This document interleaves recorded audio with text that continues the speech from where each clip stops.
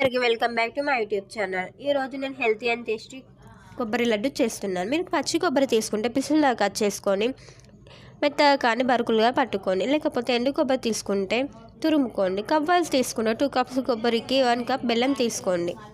కానీ బ్లాక్ బెల్లం కానీ తీసుకోవచ్చు. నేను బ్లాక్ తీసుకున్నాను. మీరు రెండిట్లో ఏదైనా ఒకటి తీసుకోండి. అందులో ఒక గంజు పెట్టుకొని గంజులో కొబ్బరి అండ్ బెల్లం వేసుకొని, బెల్లం కరగడానికి లేట్ అవుతుంది అనుకుంటే కొన్ని వాటర్ వేసుకొని బెల్లం మెల్ట్ అయ్యాక కొబ్బరి వేసుకోండి.